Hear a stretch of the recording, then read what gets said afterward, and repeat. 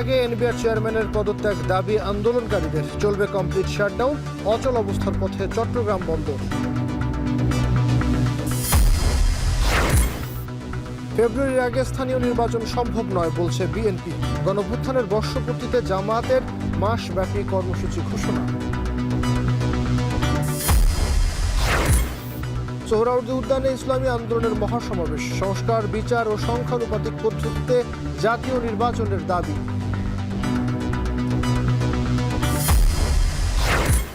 আগস্টে ঢাকার ৩ এলাকায় নামবে বুয়েটের ই-রিকশা। সরবে অনুমোদনহীন ব্যাটারি চালিত যান, অবৈধ চার্জিং পয়েন্ট বন্ধে ব্যবস্থা।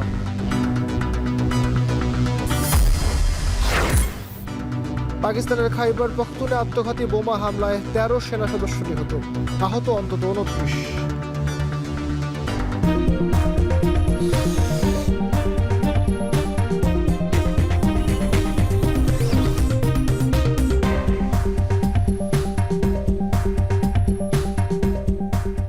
স্বাগত। এখন বিকেলে পুরো আয়োজনের সঙ্গে আছি আমি নাইম আবির।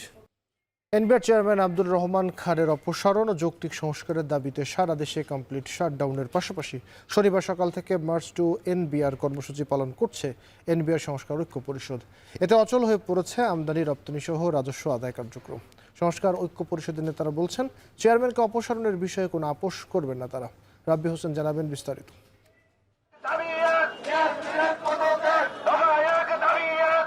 অর্থ উপদেষ্টার কার্যালয় থেকে কমপ্লিট শাটডাউন ও মার্চ টু এনবিআর কর্মসূচি প্রত্যাহারের ঘোষণা এলেও অনড় এনবিআর সংস্কার ঐক্য পরিষদ। শনিবার সকাল থেকেই মার্চ টু এনবিআর কর্মসূচিতে অংশ নিতে আগারগাঁয়ে জড়ো হন বিভিন্ন জেলা থেকে আসা কয়েক হাজার রাজস্ব কর্মকর্তা। অপ্রীতিকর পরিস্থিতি এড়াতে শনিবার সকাল থেকেই রাজস্ব ভবন ঘিরে রাখে র্যাব, কোস্টগার্ড, বিজিবি ও সেনা সদস্যরা। আন্দোলনকারীদের এনবিআর ভবনে ঢুকতে বাধা দিলে সড়কে ও ফুটপাতে অবস্থান নেন তারা। মার্চ টু এনবিআর কর্মসূচিতে এনবিআর চেয়ারম্যান আব্দুর রহমান খানের অপসারণের এক দফা দাবি করে সংস্কার ঐক্য পরিষদের নেতারা বলেন, চেয়ারম্যানকে অপসারণে কোনো আপোষ করবেন না তারা। চেয়ারম্যানকে অপসারণ করে আলোচনার পরিবেশ তৈরির আগ পর্যন্ত তাদের এই আন্দোলন চলবে। অবশ্যই আমাদের দাবি মেনে নেওয়া উচিত। কালকে অর্থ উপদেষ্টা বলছে যে আমরা শাটডাউন প্রত্যাহার করছি, কিন্তু আসলে আমরা শাটডাউন প্রত্যাহার করি নাই। একটি দপ্তর যেখানে ২০,০০০-এর উপরে কর্মকর্তা কর্মচারীর অভিভাবক তিনি, এই দপ্তরে তাকে পুলিশ প্রোটোকলে, আর্মি প্রোটোকলে ঢুকতে হচ্ছে, এটি তো লজ্জা। অধ্যাদেশ সংশোধনের জন্য আমাদের সব স্টেক হোল্ডারের সাথে কথা বলতে হবে, তো সেই কাজটা আমরা করতে পারছি না। এই চেয়ারম্যান থাকাতে আমরা সেই কাজটা করতে পারছি না। এই কারণে আমরা আজকে চেয়ারম্যানের অপসারণের জন্য আন্দোলন করছি। এদিকে গত ২৬ জুন অর্থ মন্ত্রণালয়ের সভায় কমপ্লিট শাটডাউন ও মার্চ টু এনবিআর কর্মসূচি প্রত্যাহার, কর্মকর্তাগণের বদলির ২টি আদেশ পুনর্বিবেচনা করা, ১ জুলাই এনবিআর অধ্যাদেশ সংশোধনের বিষয়ে আলোচনার জন্য এনবিআর সংস্কার ঐক্য পরিষদের সঙ্গে রাজস্ব বোর্ড সংস্কার বিষয়ক পরামর্শক কমিটি ও সদস্যদের সভা করার সিদ্ধান্ত নেওয়া হয়। যদিও ঐক্য পরিষদের দাবি ২৬ জুনের ওই সভায় তাদের আমন্ত্রণ জানানো হয়নি। এনবিআর এর বর্তমান চেয়ারম্যানকে দায়িত্বে রেখে ২৫ মে ২০২৫ খ্রিস্টাব্দ তারিখের সরকার কর্তৃক জারিকৃত প্রেস বিজ্ঞপ্তির আলোকে রাজস্ব সংস্কার সম্ভব নয়, কারণ তিনি তদনুযায়ী এটি বাস্তবায়ন হতে দেবেন না। স্পষ্টতই তিনি ফ্যাসিবাদের দোসর একটি বিশেষ গোষ্ঠীর এজেন্ডা বাস্তবায়নে প্রতিভূ হিসেবে কাজ করছেন। আমরা জুলাই মাস আসার পূর্বেই তার অপসারণ চাই। দেশ ও রাজস্বের স্বার্থে উদ্ভূত পরিস্থিতি নিরসনের লক্ষ্যে ২৫ মে ২০২৫ খ্রিস্টাব্দ তারিখে অর্থ মন্ত্রণালয় হতে জারিকৃত প্রেস বিজ্ঞপ্তির আলোকে সংস্কার কার্যক্রম বিষয়ে এবং জাতীয় রাজস্ব বোর্ডের চেয়ারম্যানের অপসারণের যৌক্তিকতা জানাতে যে কোনো সময় মাননীয় অর্থ উপদেষ্টা মহোদয়ের সাথে আলোচনায় বসতে এনবিআর সংস্কার ঐক্য পরিষদ সদা প্রস্তুত রয়েছে। গত মে মাস থেকে রাজস্ব বোর্ডের যৌক্তিক সংস্কারের দাবি আদায়ে কলম বিরতি, কমপ্লিট শাটডাউন সহ বিভিন্ন কর্মসূচি পালন করে আসছে এনবিআর সংস্কার ঐক্য পরিষদ। এতে অচল হয়ে পড়ে আমদানি রপ্তানি সহ রাজস্ব আদায় কার্যক্রম। এনবিআর থেকেও দফতরে উপস্থিতির বিষয়ে কড়া নির্দেশনা দেয়া হলেও আন্দোলন থেকে সরে আসেনি তারা। রাব্বি হোসেন, এখন, ঢাকা। এদিকে এনবিআর চেয়ারম্যানের অপসারণ দাবিতে পূর্ণ দিবস কর্মবিরতিতে চট্টগ্রাম কাস্টমসের শুল্ক ও রাজস্ব কর্মকর্তারা। পুরোপুরি বন্ধ আমদানি রপ্তানি শুল্কায়ন কার্যক্রম, হচ্ছে না পণ্য ডেলিভারি। ব্যাহত হচ্ছে রপ্তানি পণ্য শিপমেন্ট ও দ্রুত কর্মবিরতি প্রত্যাহার না হলে ব্যাপক ক্ষতির পাশাপাশি বহির্বিশ্বে ইমেজ ক্ষুণ্ণ ও বিদেশি বিনিয়োগে নেতিবাচক প্রভাব পড়বার শঙ্কা ব্যবসায়ীদের। আরও জানাচ্ছেন হাজরা শুরি। স্বাভাবিক সময়ে তিল ধারণের ঠাঁই থাকে না চট্টগ্রাম কাস্টমস হাউজে। সেখানে এখন শুনশান নীরবতা। মূল ফটক সহ রাজস্ব ও হিসাব শাখার কিছু কক্ষ খোলা থাকলেও শুল্কায়ন শাখার দুটি হলরুম সহ সব শুল্ক কর্মকর্তার কক্ষ তালাবদ্ধ। এনবিআর চেয়ারম্যানের অপসারণের দাবিতে গত 5 দিন রাজস্ব কর্মকর্তারা 3 থেকে 5 ঘন্টার কর্মবিরতি পালন করলেও আজ পালন করছেন পূর্ণাঙ্গ কর্মবিরতি। এতে স্থবির হয়ে পড়েছে আমদানি ও রফতানি বাণিজ্য। চট্টগ্রাম বন্দরের ডেলিভারি গেট, আনস্টাফিং শাখা ও স্ক্যানিংয়ে কাস্টমস কর্মকর্তারা দায়িত্ব পালন না করায় বন্ধ হয়ে গেছে আমদানি পণ্য ডেলিভারি। বেসরকারি ডিপোতে কন্টেইনারে রফতানি পণ্য ভরা হলেও শুল্কায়ন না হওয়ায় পণ্য শিপমেন্টেও সমস্যা হচ্ছে। হ্যাঁ, কাস্টমসের আমি স্টাফ শাখার আরও সাথে কথা বলছি, ওনারা বলছিলেন যে রপ্তানি চলবে। এখন অফিসারদের ডকুমেন্টসের কার্যক্রম তো সব কিছু বন্ধ আছে। আমরা এসআই কলডে আজকে সারাদিনে একটা চি নাম্বার দিতে পারিনি, ওটা লক করে রাখছে। টানা কলম বিরতিতে ভোগান্তিতে পড়েছেন সেবাগ্রহীতারা। নির্ধারিত সময়ে বন্দর থেকে পণ্য খালাস করতে না পারায় 4 গুণ করে জরিমানা দিতে হচ্ছে আমদানিকারকদের। অন্যদিকে রফতানি পণ্য শিপমেন্ট নিয়ে দুশ্চিন্তায় রফতানিকারকরা। যথাসময়ে গন্তব্যে না পৌঁছালে বাতিল হবে রফতানি পণ্যের অর্ডার। সিএনএফ এর ভোগান্তি সবচেয়ে বেশি সিএনএফদের, আর ইম্পোর্টারদের আছে আপনার বন্দরের তাদের মালের কন্টেনার জট, ড্যামারেজ এগুলো, কিন্তু কাস্টম তো এটা বুঝতেছে। আমাদের যে বন্দরে যে কন্টেনারগুলো নামতেছে ওখানে দেখা যায় 4 গুণ ড্যামারেজ আসতেছে পার ডে। তো এগুলো সব আমদানিকারকরা গন্তে হচ্ছে। এইটা আমাদের ধারাবাহিকভাবে কিন্তু আমাদের একটা ভাবমূর্তিতে আমাদের একটা বিরূপ প্রভাব পড়বে। আর আমরা চাই না যে এই ধরনের একটা লেঙ্গার হোক, যে চাই দ্রুত এটার একটা সমস্যার সমাধান হোক। আমাদের জাতীয় অর্থনীতির যে মূল চালিকা শক্তি সেটিকে আবার পূর্বের ন্যায় আপনার ধারাবাহিকতা ফিরে আসুক। নেতিবাচক প্রভাব পড়ছে চট্টগ্রাম বন্দরের কার্যক্রমেও। শুল্ক পরিশোধ করে আমদানিকারকরা যথাসময়ে পণ্য নিতে না পারায় বন্দরে বাড়ছে কন্টেইনার জট। সব দিক থেকে খরচ বাড়ায় পণ্যের দামে এর প্রভাব পড়বে বলে মনে করছেন সিএনএফ এজেন্টরা। যদিও দ্রুত এই সংকটের সুরাহা হবে বলে প্রত্যাশা নৌপরিবহন উপদেষ্টার। কাস্টমসের স্ট্রাইকের জন্য এখন পর্যন্ত পোর্টে সেই ব্যাকল্যাশটা আসেনি, কারণ এখন আমরা যেগুলো ক্লিয়ার হয়ে গেছে সেগুলো এখন লোড হচ্ছে। চিটাগং পোর্টের অসুবিধা হওয়া মানে বাংলাদেশের অর্থনীতির মধ্যে একটা বড় ধরনের ধাক্কা লাগা, এবং এটা আশা করি যে কাস্টমসের যারা কর্তা ব্যক্তিরা আছেন এবং ফাইন্যান্স উপদেষ্টা আছেন ওনারা দেখছেন বিষয়টা। আমরা চাচ্ছি আমাদের পোর্টটা যাতে আরও স্মার্ট হয় এবং ইন্টারন্যাশনালি এই পোর্টটা যাতে কানেক্টেড হয়। যারা লোক বলে এখানে কাজ করেছে তারা এখনও কাজ করবে, ইনশাল্লাহ তারা আগামীতেও কাজ করবে। রাজস্ব বোর্ডের শুল্ক ও কর থেকে আহরিত রাজস্বের সিংহভাগ যোগান দেয় চট্টগ্রাম কাস্টমস হাউস। গত বছর প্রায় 70 কোটি টাকা রাজস্ব আয় করেছে চট্টগ্রাম কাস্টমস হাউস। এই ধর্মঘটের রাজস্ব লক্ষ্যমাত্রা পূরণ কঠিন হবে বলে মনে করছেন সংশ্লিষ্টরা। হাজার শিউলি, এখন চট্টগ্রাম। এনবিআরে চলমান আন্দোলনে প্রতিদিন 2,500 কোটি টাকার লেনদেন ব্যাহত হচ্ছে বলে অভিযোগ করেন বিজিএমইএ সভাপতি। এনবিআর সংকটকে ক্ষমতা ও অর্থ বন্টন নিয়ে ঝামেলা উল্লেখ করে ব্যবসায়ীরা বলছেন, দ্রুত সমাধান না হলে পুরো জাতি সংকটে পড়বে। পূর্বশর্ত ছাড়া শাটডাউন কর্মসূচি প্রত্যাহারের জন্য আন্দোলনকারীদের প্রতি আহ্বান জানিয়েছেন ব্যবসায়ী নেতারা। তানজিম শাফিন জানাবেন বিস্তারিত। এনবিআরের চলমান পরিস্থিতি নিয়ে হোটেল ইন্টারকন্টিনেন্টালে সংবাদ সম্মেলন করেন শীর্ষ ব্যবসায়ী সংগঠন ও শিল্প উদ্যোক্তারা।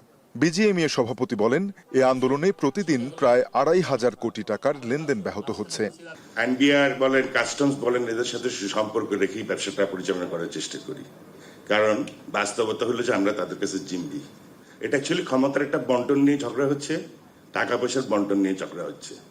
মাঝপথে আমরা হচ্ছে বিপদগ্রস্ত। এরা সারা জীবন আমাদেরকে জ্বালাইছে, এখন সরকারকে জ্বালাইতেছে। এর কারণে যেটা হবে যে কোনো ইন্ডিভিজুয়াল যার হলো শক অ্যাবজর্বিং ক্যাপাসিটি কম, সেই ফ্যাক্টরি বসে যাবে এবং দেউলিয়া হয়ে যাবে। এবং তার কারণে যেটা হবে যে পোশাক শিল্পর যে শ্রমিকরা বেতন পাবে না।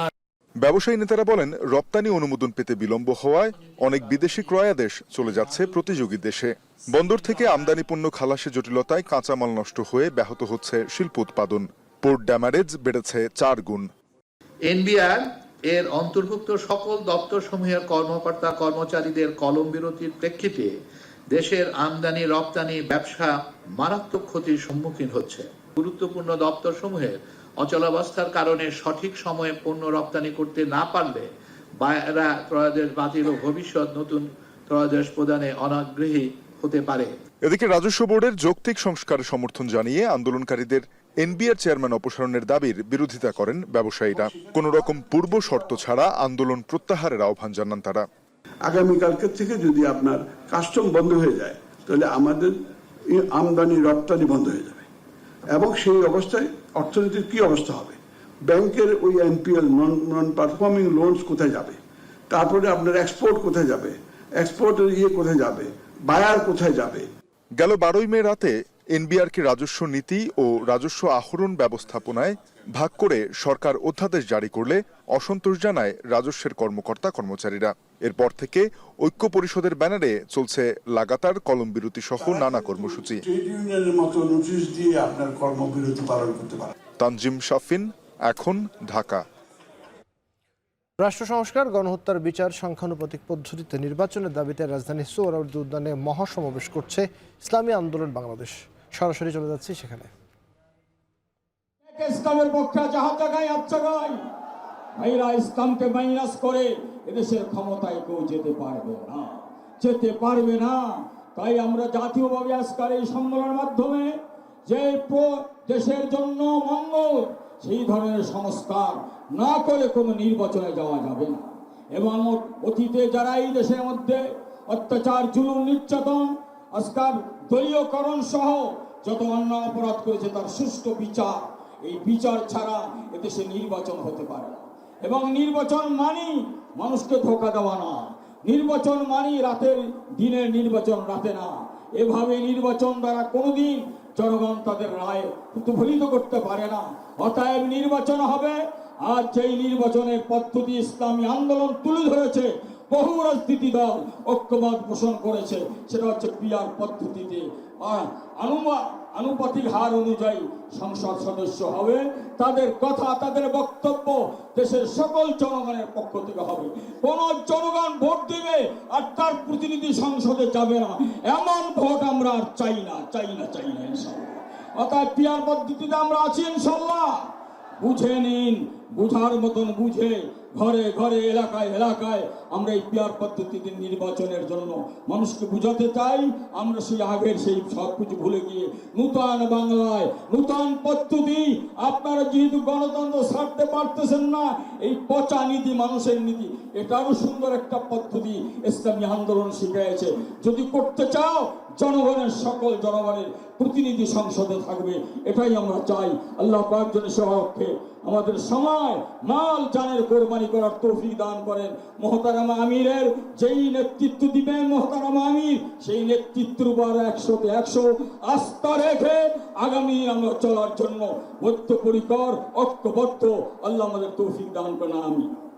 ফেব্রুয়ারির আগে স্থানীয় নির্বাচন কোনোভাবেই সম্ভব নয়। দুপুরে সিলেট বিভাগের শীর্ষস্থানীয় ব্যবসায়ী নেতাদের সঙ্গে সিলেট বিএনপির বিজনেস ডায়ালগ অনুষ্ঠান শেষে সাংবাদিকদের একথা বলেন বিএনপির স্থায়ী কমিটির সদস্য আমির খসরু মাহমুদ চৌধুরী। তবে গণতান্ত্রিক অধিকার হিসেবে যে কোনো রাজনৈতিক দল নির্বাচন চাইতে পারে বলে জানান তিনি। সাথে সবসময় থাকি, আমরা সবসময় নির্বাচনের জন্য প্রস্তুত থাকি। একটা সুষ্ঠু, নিরপেক্ষ, গ্রহণযোগ্য নির্বাচন জাতির কাম্য।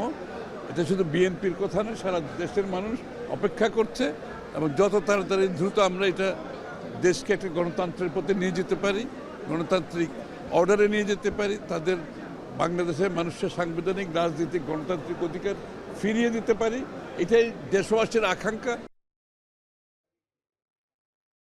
নির্বাচনের তারিখ ঘোষণার মধ্য দিয়ে বেশিরভাগ মানুষের আকাঙ্ক্ষার বাস্তবায়ন হবে বলে মন্তব্য করেছেন বিএনপির সিনিয়র যুগ্ম মহাসচিব রুহুল কবির রিজভী। শনিবার দুপুরে চীন মৈত্রী সম্মেলন কেন্দ্র পরিদর্শন শেষে কথা বলেন তিনি।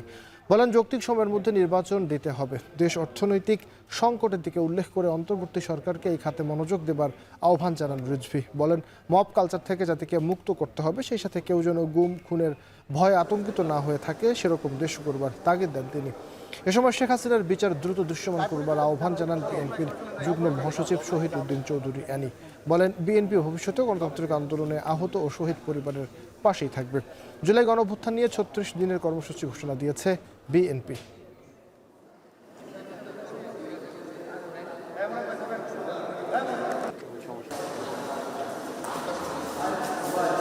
সম্পূর্ণ দেশবাসীর দাবি খুব শীঘ্রই শেখ হাসিনার বিচার দৃশ্যমান হবে, দ্রুত কার্যকর হবে। যে সংস্কার কাজ চলছে সেটি আরো বেশি দৃশ্যমান এবং দ্রুত হবে। যে কয়দিন তারা আছেন তারা যাতে এদেশের মানুষের কল্যাণে, এদেশের মানুষের সামগ্রিক উন্নতি এবং তাদের উন্নত ভবিষ্যৎ নিশ্চিত করার জন্য তারা কাজ করে যাবেন। এই জন্য প্রয়োজনীয় সংস্কার শেষে নির্বাচন দিতে হবে এবং সেই নির্বাচনটি অবশ্যই যৌক্তিক সময়ের মধ্যেই সেটা দিতে হবে। অধিকাংশ মানুষ যে প্রত্যাশা করে, যে আকাঙ্ক্ষা ধারণ করে, সেই আকাঙ্ক্ষারই প্রতিফলন ঘটবে নির্বাচনের তারিখ নির্ধারণের ক্ষেত্রে এবং নির্বাচনের ঘোষণার মধ্যে দিয়ে। জুলাই অভ্যুত্থানের প্রথম বর্ষপূর্তি উপলক্ষে ১ জুলাই থেকে ৮ আগস্ট পর্যন্ত কর্মসূচি ঘোষণা করেছে জামায়াত ইসলামী। সকালে মগবাজারে দলের কেন্দ্রীয় কার্যালয়ে এই কর্মসূচির ঘোষণা দেন দলের সেক্রেটারি জেনারেল মিয়া গোলাম পরওয়ার। ১ জুলাই শহীদদের স্মরণে দোয়া, রংপুরের ১৬ জুলাই আবু সাইদ দিবসের দোয়া মাহফিল এবং সোহরাওয়ার্দী উদ্যানে ১৯ জুলাই মহাসমাবেশ। সবশেষ ৬ থেকে ৮ আগস্ট সবাইকে নিয়ে পেশাজীবী, সাংবাদিক, বুদ্ধিজীবী, সুশীল সমাজের প্রতিনিধিদের নিয়ে আলোচনা সভার আয়োজন করা হবে। এছাড়াও চলবে মাসব্যাপী নানা কর্মসূচি।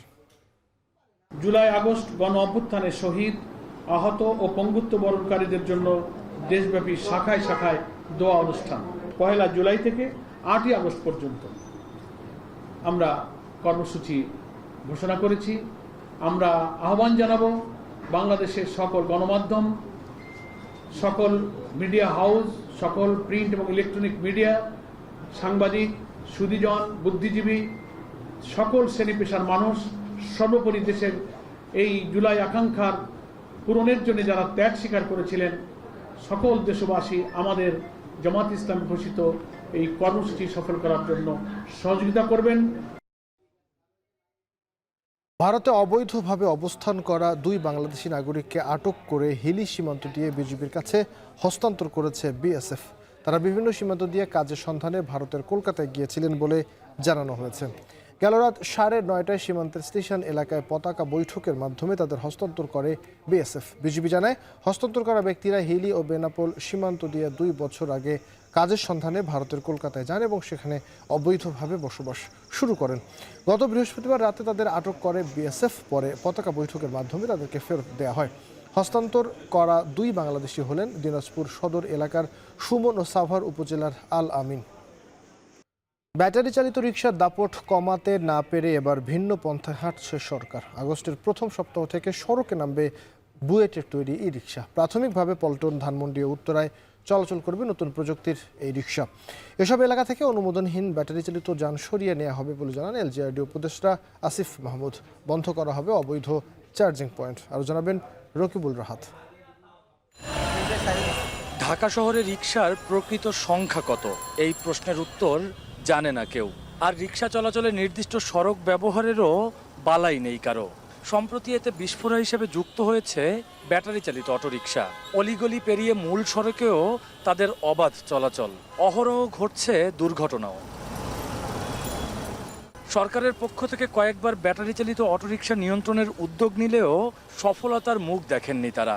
এমন প্রেক্ষাপটে এবার বুয়েটের তৈরি অটোরিকশার অনুমোদন দিতে যাচ্ছে 2 সিটি কর্পোরেশন।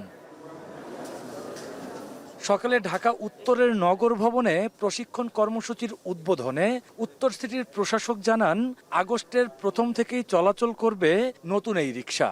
বর্তমানে অনিয়ন্ত্রিত রিকশাকে ধাপে ধাপে নিয়ন্ত্রণে নিয়ে আসতে চায় 2 সিটি কর্পোরেশন। চার্জিং পয়েন্ট নিয়ে আমরা কাজ করছি, দেখি কিছু চার্জিং পয়েন্ট আমরা তৈরি করতে পারি কিনা। অনুমোদিত চার্জিং পয়েন্ট আমরা ডিসকাশনে কথা বলে কোনটা দিব সেটা আমরা এই মাঝখানে চক আউট করব। আমরা অগাস্ট মাসে প্রথম সপ্তাহ থেকে আমরা এটা মার্কেটে দেওয়া শুরু করবো এবং অগাস্ট মাসের প্রথম থেকেই অন্য যে রিক্সাগুলো এই জোনে থাকবে তাদের চলাচলটা আমরা আস্তে আস্তে আস্তে আস্তে গ্র্যাজুয়ালি রেস্ট্রিক্ট করবো। প্রাথমিকভাবে ঢাকা দক্ষিণ সিটির পল্টন ও ধানমন্ডি এবং উত্তর সিটির উত্তরায় বুয়েটের তৈরি 3 চাকার ব্যাটারি চালিত ই রিক্সা চলবে বলে জানায় এলজিআরডি উপদেষ্টা।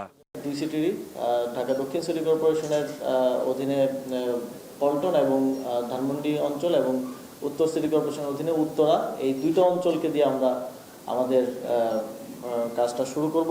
এটা কখনোই আনলিমিটেড হবে না। এখন যেরকম কোনো নিয়ম নেই, তো আপনি চাইলেই কালকেও 10,000 রিক্সা ঢুকিয়ে দিতে পারবেন ঢাকায়। তো এইটা আমরা প্রত্যেকটা জোন ওয়াইজ নির্দিষ্ট থাকবে রিক্সা এবং ওই রিক্সাগুলো ওই জোনেই চলবে। 3 চাকার এই রিক্সা সর্বাত্মকভাবে চালু করতে পারলে ঢাকা শহরের পরিবহনকে শৃঙ্খলার মধ্যে আনা সম্ভব হবে বলেও আশাবাদ জানান সংশ্লিষ্টরা। রকিবুল রাহাত, এখন ঢাকা। বিশ্বে বায়ু দূষণের ঝুঁকিতে থাকা শহরগুলোর তালিকায় ঢাকার অবস্থান শীর্ষ 15-এর মধ্যে প্রায় দেখা যায়। দিনের মতো রাতেও ঢাকার বাতাসে দূষণের মাত্রা সহনীয় পর্যায়ে থাকছে না। পরিবেশ বিজ্ঞানীরা বলেন, বিকেল 5টা থেকে অফিস ছুটি হলে রাস্তায় যানবাহন চলাচল বেড়ে যায়, সঙ্গে বাড়তে থাকে বায়ু দূষণ। এছাড়া সন্ধ্যা 6টার পর দূষণ বাড়তে থাকে আবহাওয়াগত কারণে। আর জানাবেন জাবেদ আব্দুল্লাহ। এটা তো যাওয়াই যায় না, মুখ টুক বালু টালু দিয়ে পোশাক কিন্তু কালো হয়ে যায়। রাত্রে বেলায় বেশি, দিনে একটু কম। দিনের বেলায় যে মাঝে মাঝে একটু পানি টানি দেয় তখন একটু ভালো হয়, রাত্রে বেলায় অন্ধকার হয়ে যায়, ওই রাস্তায় দেখান যায় না, এমন একটা অবস্থা। ভাই এটা তো ঢেকে নেওয়ার কথা ছিল। জি ভাইয়া, এটা ঢেকে নেওয়ার কথা ছিল। ও আমরা এখানে দাঁড়ামু, এর জন্য ডাকমু। না আপনি তো আর কই ঢাকবেন, তো মেইন রোডে চলে আসলেন। ওই আমরা এখানে দাঁড়ামু, জামুরা। এই সংক্রান্তে আমার কোনো কিছু নেই, এই সংক্রান্তে আমাদের অথরিটি চলে। এই রোদ তো একদিন পরেই বৃষ্টি আর বাতাস। এই বর্ষায় মাঝে মধ্যে উত্তপ্ত আবহাওয়ায় রাতের নগরীতে ধুলোবালিও উঠছে বেশ।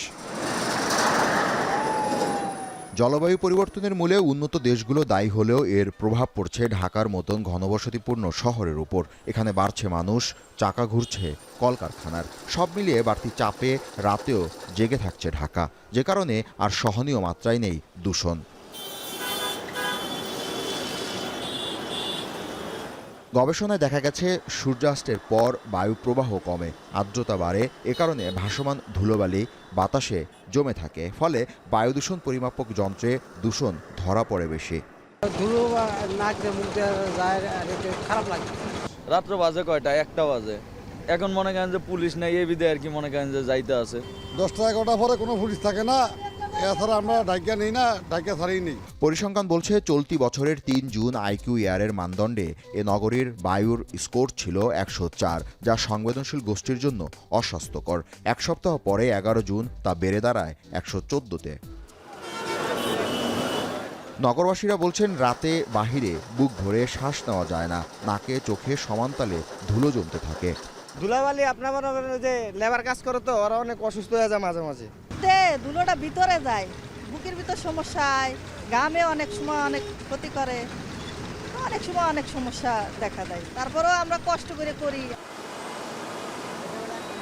সুইজারল্যান্ড ভিত্তিক প্রতিষ্ঠান আইকিউ এয়ারের গবেষণা ফল বলছে, ঢাকার বাতাসে অতি ক্ষুদ্র বিষাক্ত কণার উপস্থিতি রয়েছে, আর এটি বায়ু দূষণের অন্যতম উৎস, যে কারণে শ্বাসতন্ত্রের জটিলতা, হৃদরোগ, ক্যান্সারের মতো রোগের স্বাস্থ্য ঝুঁকি তৈরি হচ্ছে রোজ। সংস্থাটি বলছে, এই মাঝ রাতেও যদি দূষণ বেড়ে যায় তাহলে অবশ্যই নগরবাসীকে মাস্ক পরিধান করতে হবে, বন্ধ রাখতে হবে বাসা বাড়ির দরজা জানালাও।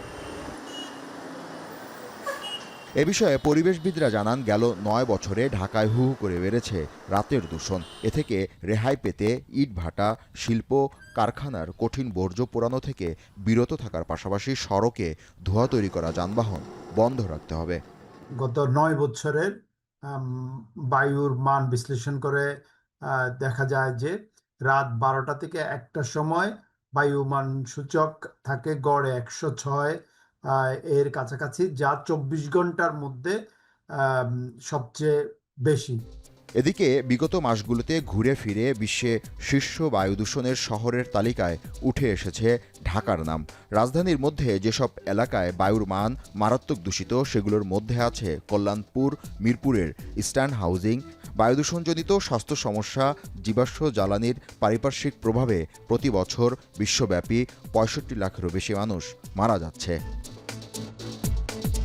জাবেদ আব্দুল্লাহ, এখন, ঢাকা। চট্টগ্রাম বন্দর রক্ষা এবং মানবিক করিডোরের প্রতিবাদে বামপন্থী দল ও সংগঠনগুলোর সমন্বয়ে চলছে রোড মার্চ ও সমাবেশ। এ নিয়ে আরও জানাতে চট্টগ্রাম কাস্টমস হাউস এলাকা থেকে যুক্ত হচ্ছেন কাজী মাহফুজ। মাহফুজ, রোড মার্চ এবং সমাবেশের সবশেষ তথ্য জানাবেন।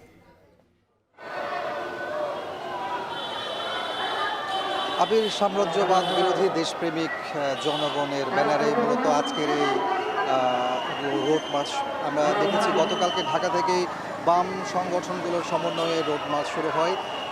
তারা পথে আমরা দেখেছি কুমিল্লা, নারায়ণগঞ্জ এবং চট্টগ্রাম সহ বিভিন্ন জায়গাতে পথসভা করেছেন। এই মুহূর্তে মার্চের যারা অংশগ্রহণ করেছেন তারা মূলত নগরীর বারিক বিল্ডিং থেকে কাস্টমস অভিমুখে রওনা হয়েছেন। আমরা দেখতে পাচ্ছি এখানে বিভিন্ন বাম রাজনৈতিক দলের নেতাকর্মীরা অংশগ্রহণ করেছেন এবং তাদের দাবি হচ্ছে চট্টগ্রাম বন্দর, যেটি একটি লাভজনক প্রতিষ্ঠান এনসিটি, এটি মূলত বিদেশিদের হাতে তুলে দেওয়ার জন্য একটি ষড়যন্ত্র চলছে এবং তারা বলছেন যে অতীতের সরকাররা যেভাবে সাম্রাজ্যবাদকে উস্কে দিয়েছিল, সহযোগিতা করেছিল, বর্তমান এই অন্তর্বর্তী সরকারও সেই পথেই হাঁটছে, এমন অভিযোগ কিন্তু এই আজকের যে রোড মার্চ এখান থেকে করা হচ্ছে। এবং তারা বলছেন যে দেশের প্রয়োজনীয় সংস্কার শেষে নির্বাচনের ব্যবস্থা করবেন অন্তর্বর্তীকালীন সরকার, কিন্তু তারা সেটা না করে বিদেশিদের হাতেই এই বন্দরকে তুলে দেওয়ার জন্য পায়তারা করছে এবং তারা সেটি কখনোই হতে দিবেন না, এমন কিন্তু বলছেন। আমরা দেখতে পাচ্ছি এখানে তারা ব্যানার ফেস্টুন হাতে নিয়েই অংশগ্রহণ করেছেন এবং তাদের দাবিগুলো এই ব্যানার ফেস্টুনের মাধ্যমে তুলে ধরছেন। আমরা দেখতে পাচ্ছি যে তারা বলছেন যে রক্ত দেব, জীবন দেব, তবু বন্দর কিন্তু সাম্রাজ্যবাদের হাতে তুলে দেওয়া হবে না, এমন কথাগুলো কিন্তু তাদের ফেস্টুনের মধ্যে আমরা দেখতে পাচ্ছি। একই সাথে তারা মানবিক করিডোরের যে বিষয়টি সেটি নিয়েও কিন্তু বিপক্ষে অবস্থান নিয়েছে। তো সব কিছু মিলিয়ে বলা যায় যে আসলে যে চট্টগ্রাম বন্দর রক্ষা, একই সাথে মানবিক করিডোর যে ব্যাপারটি, এটির বিরুদ্ধে মূলত আজকে বাম সংগঠনগুলোর বন্দর অভিমুখে লং মার্চ ইতিমধ্যেই সেটি শুরু হয়েছে। আমরা যতটুকু জানতে পেরেছি সেটি একটু পরে কাস্টম হাউসে গিয়ে সমাবেশে মিলিত হবে, তার মধ্য দিয়ে শেষ হবে তাদের 2 দিনের কর্মসূচি। চট্টগ্রাম বন্দর রক্ষা এবং মানবিক করিডোরের প্রতিবাদে বামপন্থী দল ও সংগঠনগুলো যে সমাবেশ করছে সে খবর জানছিলাম। সারা দেশে ছড়িয়ে পড়ছে ডেঙ্গুর প্রকোপ। প্রতিদিনই বাড়ছে আক্রান্ত এবং মৃত্যুর সংখ্যা। বাড়তি রোগীর চাপ সামলাতে হিমশিম খাচ্ছে হাসপাতালগুলো। শনিবার সকালেও ডেঙ্গুর হটস্পট বরগুনায় পাথরঘাটা উপজেলা পরিষদে কর্মরত এক নারী মারা গেছেন। নতুন করে আক্রান্ত হয়েছেন 68 জন। ডেঙ্গু প্রতিরোধে মশক নিধন কার্যক্রম শুরু করেছে চট্টগ্রাম সিটি কর্পোরেশন। সহকর্মীদের পাঠানো তথ্য এবং ছবি নিয়ে বিস্তারিত। চলতি বছর ডেঙ্গুতে 408 জন আক্রান্তের পাশাপাশি চট্টগ্রামে 2 জনের মৃত্যু হয়েছে। ডেঙ্গুর প্রাদুর্ভাব কমাতে মশক নিধনের বিশেষ ক্রাশ প্রোগ্রাম চালু করেছে চট্টগ্রাম সিটি কর্পোরেশন। এতে 80 জনের একটি দল পর্যায়ক্রমে পুরো নগরীতে মশক নিধনে কাজ করবে। আজ চট্টগ্রাম মেডিকেল কলেজ হাসপাতাল প্রাঙ্গণ, কাতালগঞ্জ ও পাঁচলাইশ এলাকায় এই কার্যক্রমের উদ্বোধন করা হয়। এই বিশেষ প্রোগ্রাম চলবে আগামী নভেম্বর পর্যন্ত। এর পাশাপাশি মশক নিধনে নিয়মিত যে কার্যক্রম, সেটিতে 260 জনের বেশি জনবল নিয়ে রুটিন কার্যক্রম পরিচালনা করবে চসিক। আমরা প্রোগ্রামটা আজকে শুরু করছি যাতে করে ব্যাপক আকারে আমরা জনগণের মাঝে এই গণসচেতনতা যাতে বৃদ্ধি করতে পারি। তো পাশাপাশি আমাদের তো কোভিড ওমিক্রন এই যে XBB এখন প্রকোপ বৃদ্ধি পাচ্ছে, সে ব্যাপারেও যাতে সবাই মাস্ক পরিধান করে, এই জন্য আমরা এটার জন্য প্রোগ্রাম অলরেডি শুরু করেছি এবং এটা চালিয়ে যাব। চলতি বছরে বরিশালে ডেঙ্গু আক্রান্তের সংখ্যা 4000 ছাড়িয়েছে। শনিবার সকাল 11টা পর্যন্ত বরিশাল শের-ই-বাংলা মেডিকেল কলেজ হাসপাতালে ডেঙ্গু আক্রান্ত হয়ে নতুন করে 27 জন রোগী ভর্তি হয়েছেন। বর্তমানে হাসপাতালটিতে 106 জন রোগী ভর্তি আছেন। চলতি বছরে এখন পর্যন্ত বরিশালে ডেঙ্গু আক্রান্ত হয়ে মৃত্যুর সংখ্যা 11। রোগী বাড়ার সঙ্গে সঙ্গে হাসপাতালগুলোতে শয্যা সংকট বাড়ছে। চিকিৎসা সেবা নিতে আসা রোগীদের স্থান হচ্ছে মেঝেতেও। শয্যা সংকট থাকলেও এখানকার চিকিৎসা সেবায় সন্তোষ প্রকাশ করেছেন রোগীরা। প্রথমে জ্বর আইছে, বরগুন নিয়ে গেছে, ফেরত দিয়েছে। এবার তাই নিয়ে এসেছি বৃহস্পতিবার। বরগুনা আসলাম 4 দিন ভর্তি, এই জায়গায় আসছি 5 দিন। তা আজকে বলছে নাম কাটতে দেবে, একটু সুস্থ হবে থেকে। প্রথম দিন টেস্টের দিছে, দেওয়ার পরে খাওয়া দাওয়া পর দিয়েছি, কালকে টেস্ট করাইছি, আগের থেকে বাড়তে 35,000, এখন রোগী মোটামুটি সুস্থ আছে। ডেঙ্গুর হটস্পট হিসেবে চিহ্নিত হয়েছে বরিশালের জেলা বরগুনা। জেলায় নতুন করে ডেঙ্গুতে আক্রান্ত হয়েছেন 68 জন। এ নিয়ে বরগুনায় মোট আক্রান্তের সংখ্যা দাঁড়ালো 2779 জনে। সবশেষ শনিবার সকালে পাথরঘাটায় ডেঙ্গু আক্রান্ত হয়ে এক নারীর মৃত্যু হয়েছে। এদিকে হাসপাতালে ভিড় কমাতে ও চারপাশ পরিচ্ছন্ন রাখতে কাজ করছে বিভিন্ন স্বেচ্ছাসেবী সংগঠনের কর্মীরা। রোগীদের সেবায় খোলা হয়েছে হেল্প ডেস্ক। কুমিল্লাতেও বাড়ছে ডেঙ্গু আক্রান্তের সংখ্যা। প্রতিদিনই আক্রান্তের সংখ্যা বাড়লেও মশক নিধনে নেই দৃশ্যমান পদক্ষেপ। কর্পোরেশন ও পৌরসভার উদাসীনতায় এডিস মশার বিস্তার বাড়ছে শহর থেকে গ্রামে। শুধু দাউদকান্দি উপজেলাতেই ডেঙ্গু আক্রান্তের সংখ্যা 2000 ছাড়িয়েছে। মৃত্যু হয়েছে 6 জনের। তারপরও প্রশাসনের নীরব ভূমিকায় প্রশ্ন তুলছেন স্থানীয়রা। প্রত্যয় দাস, এখন। কাজ হোক যাই সাথে এক্সপার্ট চাই, না টাইট লুজ যদি করতে হয় তবে এক্সপার্ট টুলস এই নিশ্চিত জয়। এক্সপার্ট হার্ডওয়্যার টুলস, সকল কাজের এক্সপার্ট সমাধান। পাকিস্তানের খাইবার পখতুনখোয়ায় আত্মঘাতী বোমা হামলায় 13 সেনা সদস্য নিহত হয়েছেন। শিশুসহ আহত হয়েছেন অন্তত 29 জন।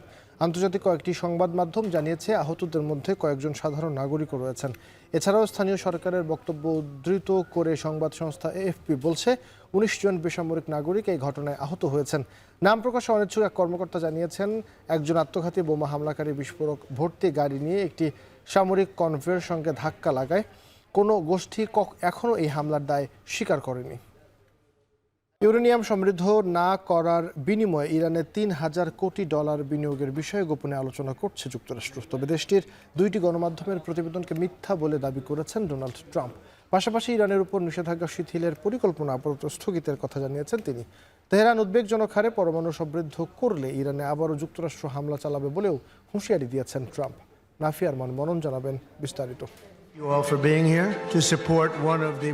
ডিলমেকার কিংবা পিসমেকার, নিজের উপাধির প্রতি সুবিচার করতে কোনো পন্থাই বাদ রাখছেন না ডোনাল্ড ট্রাম্প। 12 দিনের সংঘাত শেষে ইরান ও ইসরায়েলের মধ্যে চলছে যুদ্ধবিরতি। নিজেকেই যার কৃতিত্ব দিচ্ছেন মার্কিন প্রেসিডেন্ট। তেহরানে হামলার মাধ্যমে জয় করেছেন ইসরায়েলিদের মন। এবার চলছে অপর পক্ষকে সন্তুষ্টের চেষ্টা। ইরানে একটি বেসামরিক পরমাণু প্রকল্প গড়ে তুলতে $3000 কোটি সহায়তা দেওয়ার বিষয়ে গোপনে আলোচনা করছে মার্কিন প্রশাসন। পাশাপাশি তালিকায় রয়েছে ইসলামিক প্রজাতন্ত্রের ওপর থেকে নিষেধাজ্ঞা প্রত্যাহার ও দেশটির জব্দকৃত $600 কোটি অর্থছাড়ের প্রসঙ্গ। পরমাণু কর্মসূচি নিয়ে ইরানকে আলোচনার টেবিলে ফেরাতেই যুক্তরাষ্ট্রের এই তৎপরতা। মার্কিন প্রশাসনের বেশ কয়েকজন শীর্ষ কর্মকর্তার বরাতে এমন প্রতিবেদন প্রকাশ করে হইচই ফেলে দিয়েছে CNN ও NBC নিউজ। যদিও প্রতিবেদন দুটিকে অস্বীকার করেছেন মার্কিন প্রেসিডেন্ট। ট্রাম্পের দাবি, এমন জঘন্য পরিকল্পনার কথা কখনো শোনেননি তিনি। হোয়াইট হাউসের সংবাদ সম্মেলনে অংশ নিয়ে প্রেসিডেন্ট জানান, ইসরায়েলের বিরুদ্ধে যুদ্ধ জয়ের মিথ্যা দাবি তোলার মাধ্যমে অকৃতজ্ঞতার পরিচয় দিয়েছেন আয়াতুল্লাহ খামিনি। তাই ইরানের ওপর থেকে নিষেধাজ্ঞা শিথিলের পরিকল্পনা আপাতত স্থগিত করছে যুক্তরাষ্ট্র।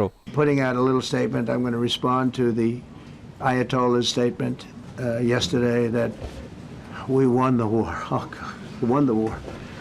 And I said, look, you're a man of great faith, a man who's highly respected in his country. You have to tell the truth. You got beat to hell. মার্কিন প্রেসিডেন্টের দাবি, উদ্বেগজনক হারে ইউরেনিয়াম সমৃদ্ধ করা হলে আবারও ইরানে হামলা চালাবে যুক্তরাষ্ট্র। পাশাপাশি ইরানের পরমাণু স্থাপনা থেকে ইউরেনিয়াম সরিয়ে ফেলার দাবিকেও মিথ্যা বলে আখ্যা দেন তিনি। If the intelligence reports conclude that Iran can enrich uranium to a level that concerns you, would you consider bombing the country again? Sure, without question, absolutely. Have you had any conversations? Turned out to be unbelievable. চলমান সংকটের মধ্যেও uranium সমৃদ্ধ করার বিষয়ে ছাড় না দেওয়ার ইঙ্গিত দিচ্ছে তেহরান। পাশাপাশি পরমাণু কর্মসূচি নিয়ে চুক্তি চাইলে আয়াতুল্লাহ খামেনির প্রতি অসম্মানজনক সুর বন্ধ করতে হবে বলে জানিয়েছেন আব্বাস আরাকচি। এক এক্স বার্তায় ইরানি পররাষ্ট্রমন্ত্রী দাবি করেন, এমন আচরণের মাধ্যমে সর্বোচ্চ ধর্মীয় নেতার লাখো সমর্থকের মনে কষ্ট দিয়েছেন মার্কিন প্রেসিডেন্ট। এদিকে কংগ্রেসের অনুমতি ছাড়া ইরানে সামরিক শক্তি প্রয়োগের বিষয়ে ট্রাম্পের ক্ষমতা খর্ব করতে শুক্রবার সিনেটে ভোটাভুটি হয়। যদিও সংখ্যাগরিষ্ঠতার অভাবে ব্যর্থতার মুখ দেখেছে প্রস্তাবটি। নাফি আরমান মনন, এখন বিশ্ব। শেষ করছি এখন বিকেল, তার আগে প্রধান খবরগুলো আরও একবার।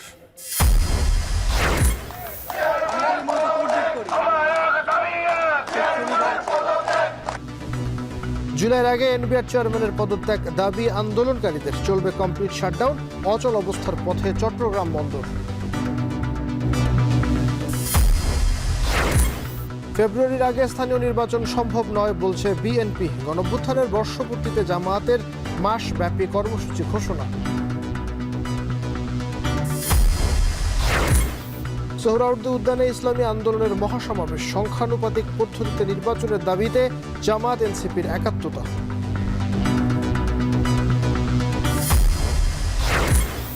আগস্টে ঢাকার 3 এলাকায় নামবে বুয়েটের ই-রিকশা, সরবে অনুমোদনহীন ব্যাটারি চালিত যান, অবৈধ চার্জিং পয়েন্ট বন্ধে ব্যবস্থা।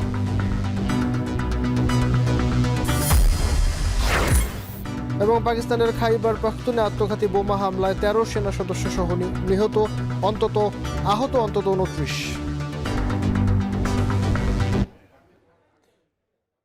এই ছিল এখন বিকেলের আয়োজন। এখন টেলিভিশন ওয়েবসাইটে দেখুন www.ekhon.tv, এছাড়াও ফেসবুকে দেখুন facebook.com/tv.ekhon, আর ইউটিউবে দেখুন youtube.com/c/ekhon tv।